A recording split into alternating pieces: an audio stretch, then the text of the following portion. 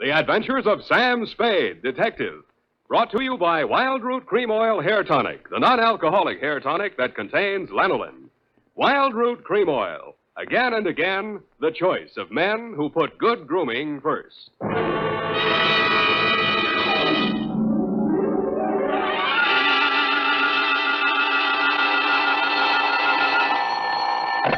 Sam Spade Detective Agency. Hello, sweetheart. It's only me. Oh, Sam. Why so modest? Women, Effie. Age cannot weather nor custom stale their infinite variety. Huh? Against their incalculable wiles, mere man is a leaf in the wind. Oh, Sam, do you really... Oh.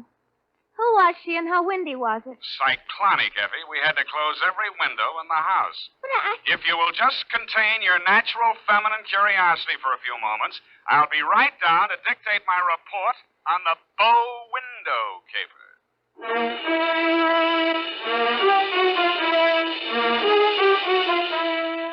Dashiell Hammett, America's leading detective fiction writer and creator of Sam Spade, the hard-boiled private eye, and William Spier, radio's outstanding producer-director of mystery and crime drama, join their talents to make your hair stand on end with the Adventures of Sam Spade. Presented by the makers of Wild Root Cream Oil for the hair. To every man who says, I don't use a hair tonic or I don't believe in a hair tonic, I say this. Decide for yourself. But don't decide until you've tried Wild Root Cream Oil, the entirely different hair tonic. There's not a drop of alcohol in Wild Root Cream Oil, and it contains soothing lanolin. What's more, it grooms your hair the right way, neatly and naturally. So get the big economy-size bottle and the handy new tube at your drug or toilet goods counter. Wild Root Cream Oil Hair Tonic. Again and again, the choice of men who put good grooming first. And now, with Howard Duff starring as Spade, Wild Root brings to the air the greatest private detective of them all in The Adventures of Sam Spade.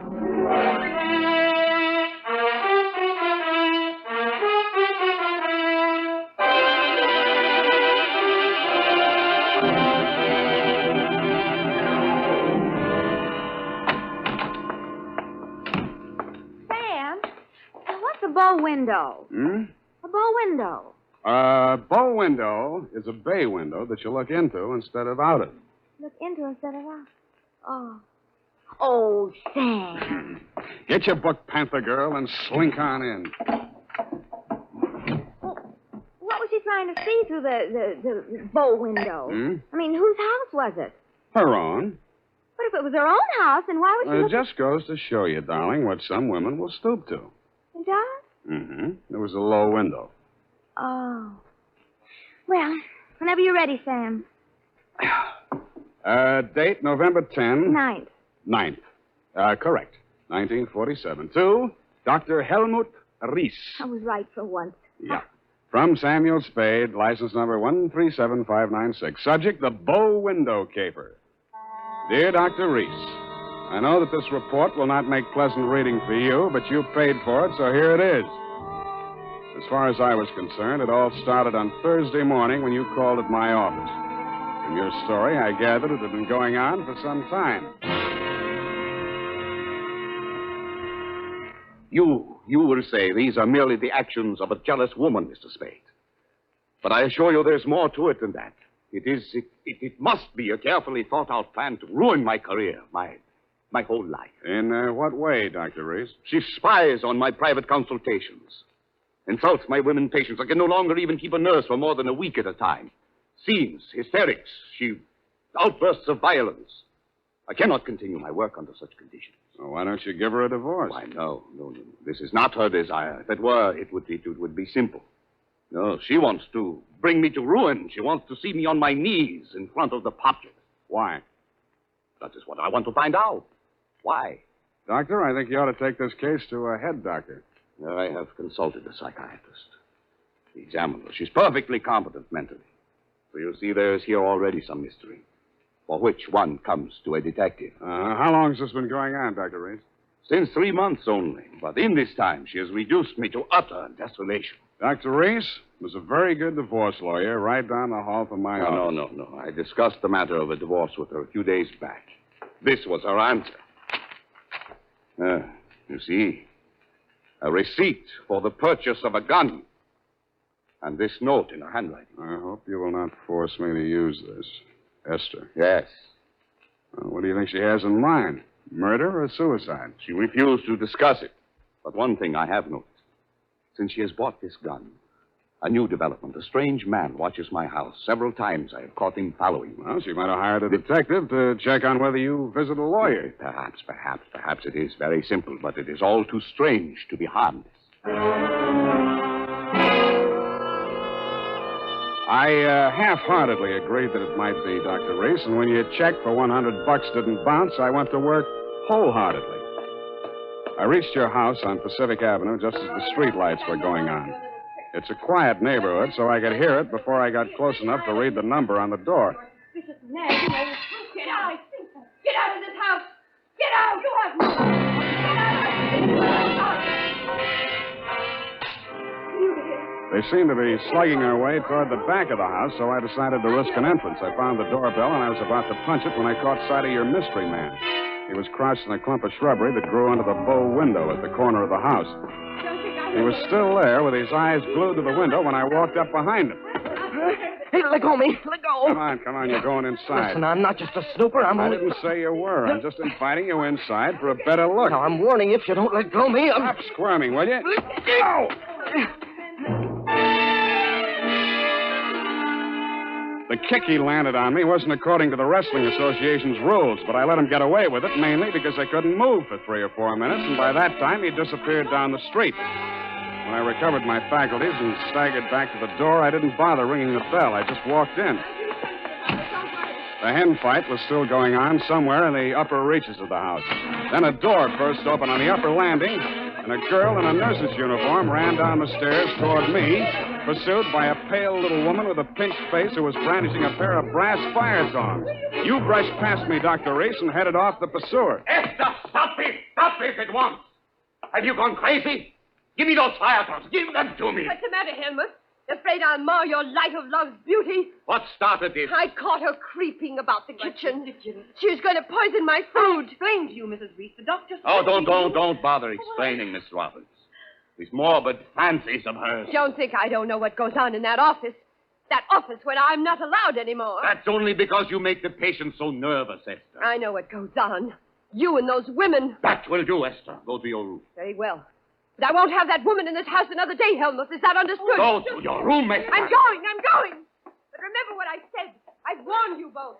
I can't. There, Miss Roberts. Now don't. There. I can't stand anymore, Doctor. I tell you, it's making me a nervous wreck. I just... Dr. Reese. Huh? Oh, Mr. Spade. You saw, you heard? Yeah. Come into my office. We'll talk. I think we'd better. Doctor, there's still one more patient waiting to see you, Doctor. Well, have her wait a little longer. This way, Mr. Spade.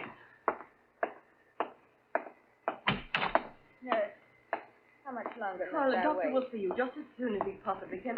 Have you been feeling any better, Mrs. Campbell? Sit down, Mr. Spade. Thanks, but I can say what I have to say standing. Your wife's a very tragic woman, Doctor. I wish I could help her. I wish I could help you, too, but I can't. You heard her threat against Miss Robbins. Was that a joke? There's nothing funny about jealousy. But there is this man who watches the house. And the gun she bought. I collared him outside just now. Oh, well, did you get him to talk? No, but I wouldn't worry about him if I were you. And about that gun. The Constitution says every citizen shall have the right to bear arms. Even Parnell Thomas can't do that. Mr. Spade, I've not yet told you all. If I... Oh, Doctor, I'm sorry Yes. to interrupt, but this patient, she's been waiting for more than an hour. Well, who is she? Mrs. Kavanaugh. Kavanaugh. Kavanaugh? Who? Well, has she been here before? Of course, last week. Here's her card. Oh, yes. I'd better get it over. Send her in. Yes, Doctor, and Doctor, I'm resigning. I'll finish the day, of course, and then I'm through. I'm sorry. Yes, well. Very well, Miss Robbins. I can't say that I blame you. Good luck. Goodbye, Doctor. Well, I'll be going along myself now, Doctor. No. You must hear me out, Mrs. Spade. I've not yet told all. If you'll just wait until I have seen this patient, please, Mr. Spade, please. Okay, I'll wait outside. Oh, I beg your pardon. I beg yours. Come on in, Mrs.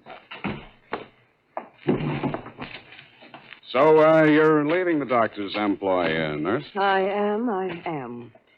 Well, Mr. Spade, how does it look from the grandstand? Messy? Mm-hmm. You don't mind if I finish cleaning out his desk? Go right ahead. Thank you. What's the matter with Esther, anyway? I could sum the whole thing up in a single 5-letter word, shall I? You have. Are you going to walk out on him? Aren't you? Yes. Yes, I am. Oh, but Esther isn't jealous of your type, if you don't mind my mentioning it. I feel heartened to think that you noticed I was different. Oh, I did, Mr. Spade. I really did. You don't seem particularly nursey to me, either. I'm not. My, you have a fast pulse, Mr. Spade. Yes, I've been feeling very weak the last few minutes. I need care. Oh, you know, you don't eat enough apples, Mr. Spade. Well, I guess I finished. Oh, there's that old compact. I wonder... Mr. Spade, will you tell the doctor I've left and thank him for me again? Aren't you going to see him before you go? No, I'm not. He'd only begged me to stay, and it's simply out of the question. Oh, the poor guy. I just don't know what I'd do if I were in his place. For you, Mr. Spade.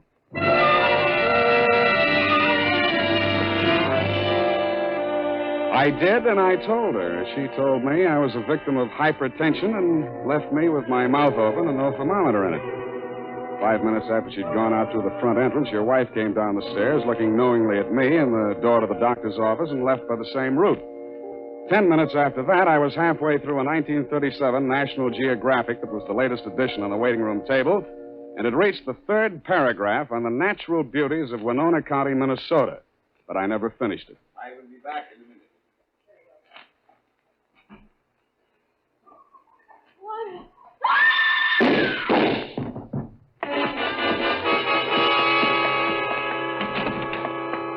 The first thing I saw when I entered the room was Mrs. Cavanaugh, your patient. Why? Why did he do it? You, doctor, were standing over her, nervously twitching off the rubber glove from your right hand. You tested her throat for pulse, then listened through a stethoscope. It was purely a formality. One of the .38 caliber slugs had entered the right temple. The other had torn through the base of the skull. How did it happen? I don't know. I had completed the examination and walked over there to put my instruments away. When I turned back, she had a gun in her hand. Before I could stop her, she pulled the trigger. Suicide, of course. Why? Well, I just told her the truth, that there was nothing I or any other doctor could do for her. That she had perhaps a month, perhaps less. She had suffered great pain, of course, for some time. Uh-huh. You saw her shoot herself, you say? Yes. The gun, she took it out of my desk drawer. I'd removed it from my wife's room earlier today. I see. Well, doctor, this is the neatest suicide I ever saw. No powder burns, and from the way she's lying, she must have shot herself from the direction of that window, at least 10 feet away. She screamed before the shots were fired and had time to fire a second bullet into her head and throw the gun across the room before she fell. Well, Helmut, at last it's happened, hasn't it? Esther, leave this room. I told Helmut one of the husbands would catch up with him. Pretty, wasn't she? I don't remember this one.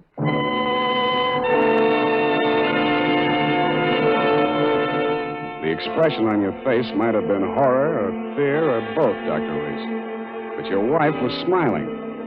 When my eyes left her face, I noticed a leaf clinging to the hem of her coat. It might have come from the shrub that grew up against the house. And her shoes were splotched with mud that could have and probably did come from the cultivated flower bed just outside the bow window.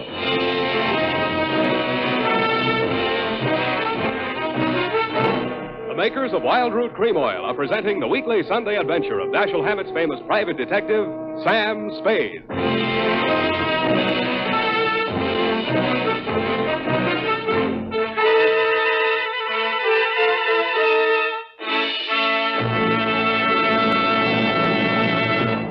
Now, here's important news on good grooming.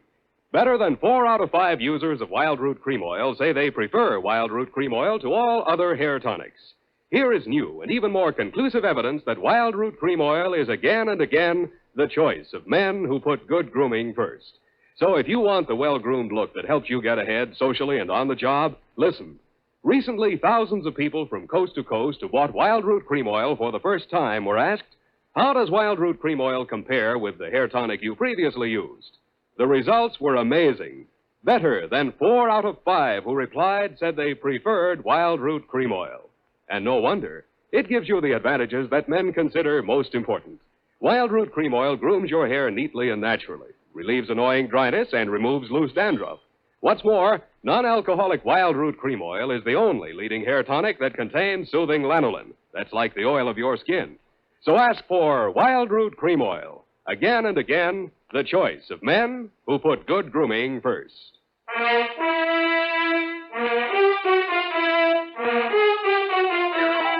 And now, back to the bow window caper. Tonight's adventure with Sam Spade.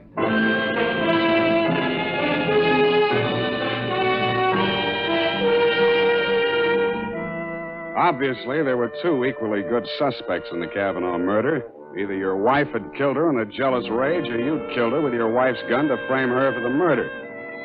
I decided to let the police worry it out and went home to bed. The morning headlines were a bit of a surprise. Nurse sought in shooting of mystery woman. Item. The cops had found Celeste Robbins' fingerprints all over the murder gun. And item. Mrs. Kavanaugh, the murdered woman, had given a vacant lot as her address, and her body was lying unclaimed at the morgue. I decided to pay her a visit.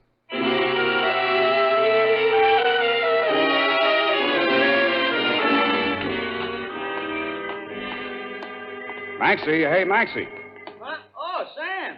Sammy, my boy. Hey, it's good to look on you. How are you, Maxwell? Oh, fine, fine. What brings you here, Sam? The Kavanaugh woman. The Kavanaugh, huh? Let's see who's with us today. Stiftel, Milton, Schwartz, Kelly. I knew him. Nice guy. Feige. Aha. Kavanaugh. Rose. Hello, Rose. Hey, Sam, don't you want to look at Rose? No, I've seen her. Yeah, just checked her back in. Autopsy. Say, you do collect queer ones, Sam. Now, you take her. Why would anybody in the world knock her off? In her condition, all he needed to do was wait. A month. Couple of weeks. Bad as that, huh? Worse. Anybody claim her yet? Well, Hello. Something we can do for you? My name is Kavanaugh. I've come for my wife. He was standing with his back to me, and I didn't get a good look at his face until he walked over to the desk with Master.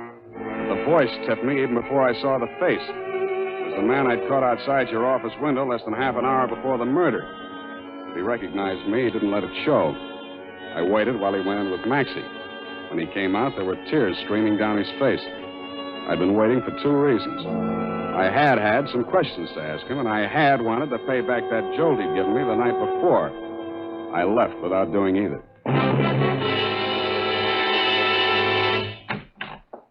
Oh, hello, Sam. Oh, sweetheart, any calls? Lieutenant Dundee of Homicide, Yeah. Dr. Reese, Mm-hmm. and there's a girl waiting inside. Wouldn't give any names. So you let her wait in my private office. Well, I don't think you'll mind when you've seen her. She's by way of being a knockout. Well, thank you, Effie. That was very thoughtful of you, John. You're welcome, Sam. Sam, please don't be angry with me for coming here. I had to talk to somebody. What you need is a good criminal lawyer, Nurse Robin. Oh, no. Do you think I killed that woman? How did your prints get on that gun? And don't tell me she threatened you with it and you grabbed it out of her hand. No, I didn't. I did nothing at all. Take it easy, Nurse. Take it easy. Would you like a drink or something? No, of course. Thank you anyway. I'll be all right. Well, she came in from shopping 3 days ago. Just as nice as pie. And she came creeping around. You know how she is. And she said, I bought something today. It's lovely. And with that, she hauled this gun out of her handbag. And so, to humor her, I took it and I looked at it. I was foolish. It certainly was foolish. Well, nickel-plated, ideal surface for fingerprints. And I remember she was wearing gloves. Struck me as peculiar at the time, but I'm so stupid. I didn't think of it until just now. Everything's a little peculiar about this caper. A woman who was dying anyway gets shot. Nobody even seems to know who she was. Doesn't make sense. No, it doesn't make much sense. What should I do, Sam? Give myself up? I think you should. Yes, I thought you'd say that. All right, Phone the police. You got a lot of courage. Sure you don't want to drink? No. No, thank you. I'll be all right. I'll be all right. Homicide.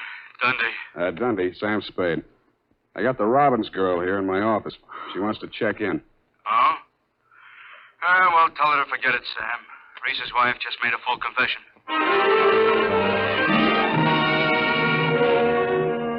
That tore it. In my anxiety to see how you were bearing up under the shock, Doctor, I blew $1.50 of your money on a taxi all the way out to your address on Pacific Avenue.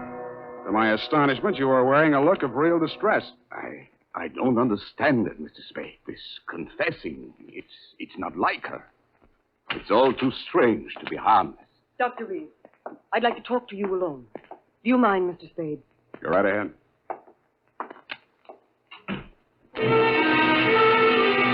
I strained my ears outside your consulting room, but all I could hear was a few vague murmurs. Then, for no good reason, I decided to have a look at your wife's bedroom upstairs. The cops had been there before me, so I didn't expect to find much, and I didn't. I was tapping the woodwork for secret panels or something when I heard a heavy tread on the stairway. I wheeled around, my hands inside my coat. A jolly-looking character in coveralls was standing in the doorway. Home electronics. I beg your pardon? Hagen, home electronics. I come to take the equipment. What equipment? The dictograph. She don't need it no more. Ask me, she heard too much. Mrs. Reese had a dictograph installed? Yeah, a rental type installation. This here's a speaker. My own design. Looks like a portable radio, don't it? Yeah, where's the other end? Where's the microphone? It's in the doc's private office. You interested, eh? Yeah, turn it on, will you? Oh, sure. We'll get it tuned in a minute here. Oh, feedback. Wait a minute. I'll fix it. Let her talk. What can she tell? I don't know. But it's uncanny the way she knew Nice, huh? things. Every word we spoke together.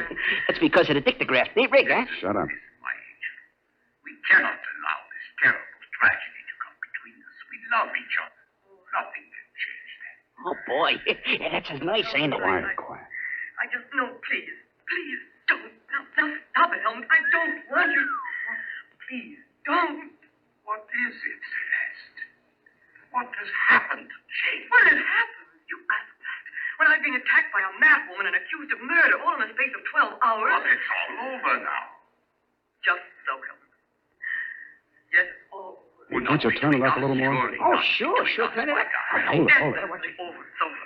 And I'm very, very ashamed. I suppose it was my usual thing. I always get sorry for a poor, weak man and get involved. But this time, I'm sorry for her. Celeste, please. When I was a kid, I liked it. It used to make me feel powerful and, well, to watch them squirm. But it's no fun anymore watching another woman in the agonies of jealousy. And you, I thought you were just weak. You're a brutal, unscrupulous murderer. What are you saying, Celeste? You killed Mrs. Cavanaugh. Why, that's impossible. You stood deliberately in that window and you fired 2 shots right at Hey, what gives you? Why weren't my Rehearsed the play or fingerprints on that gun? because you were wearing your rubber gloves, Doctor. Celeste, don't say any more. No.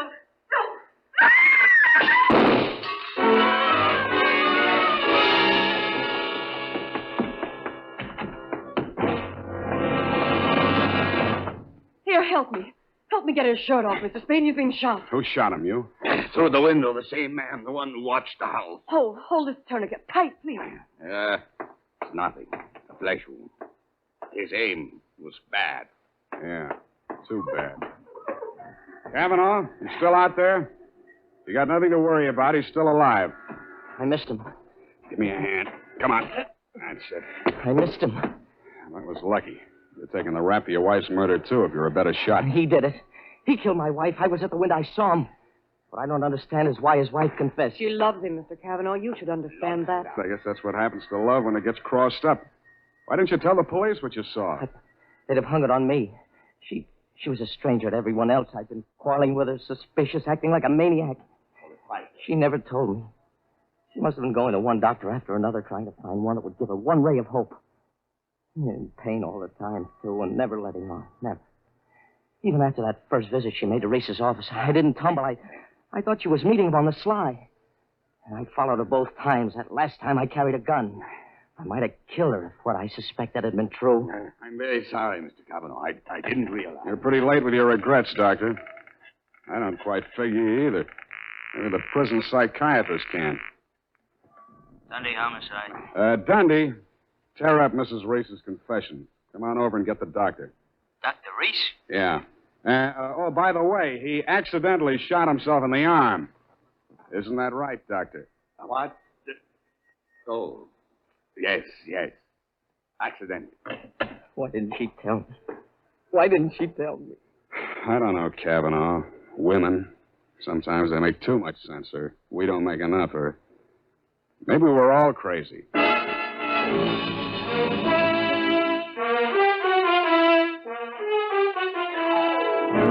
And that, Dr. Reese, is the crop. At the risk of laboring a point, there's also the mystery of why a nice girl like Celeste Robbins ever fell for a guy like you. You'll have plenty of free time to think it over between now and the trial. If you find the answer, drop me a line. Period. End of report. You know, Sam, that Celeste, I like her. I wish we could do something for her. Well, I've already thought of that, Effie. Oh? What are you going to do, Sam? Type that up, sweetheart, and I'll write you a happy ending. Here's how you can find out whether the hair tonic you're using today is giving you what you ought to get in good grooming. Ask yourself, does my present hair tonic groom my hair neatly and naturally, or does it leave my hair sticky or greasy? And does it relieve dryness and remove loose dandruff, too, or does it do just a halfway job? Unless you can honestly say that your present hair tonic does all that for your hair, you owe it to yourself to try Wild Root Cream Oil right away. Try Wild Root Cream Oil and see for yourself how it improves your appearance, grooms your hair neatly and naturally, relieves dryness, and removes loose dandruff. It's non-alcoholic and contains soothing lanolin. Get the big economy-size bottle and the handy new tube that's easy to pack when you travel and grand for the bathroom cabinet. Don't delay. Get it today. Wild Root Cream Oil Hair Tonic. Again and again, the choice of men who put good grooming first. Oh, here's the report, Sam. You want to read it over? I do not. File it under F for forget. About that poor Celeste, Sam. Oh, yeah. Well, I made a date with Celeste to take her dancing tomorrow night. She needs cheering up, you know. Oh, what for? Well, you said she needed help. Well, that isn't exactly the kind of help I had in mind. Oh. I don't see why it's necessary Effie, to take... we must each of us give a particular kind of help each of us is particularly equipped to give. Very well. She used to make over men just to get the other women jealous. That she did. Aren't other women silly to allow themselves to get jealous when they know just what she's up to? Idiotic. Just idiotic. Sure thing. And go home, Effie. I'm a lousy dancer. Oh, very well. Have fun, Sam. Good night, Sam. Good night, sweetheart.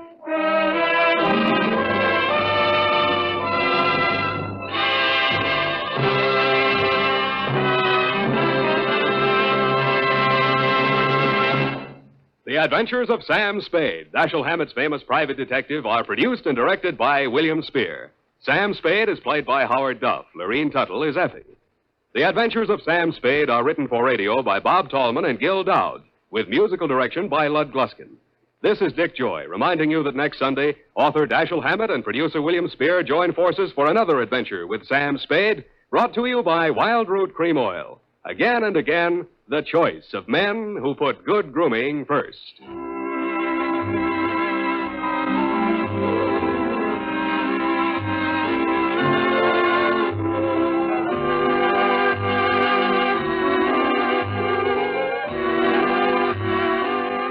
Smart girls use Wild Root Cream Oil, too, for quick, good grooming and to relieve dryness between permanents. Mothers say it's grand for training children's hair.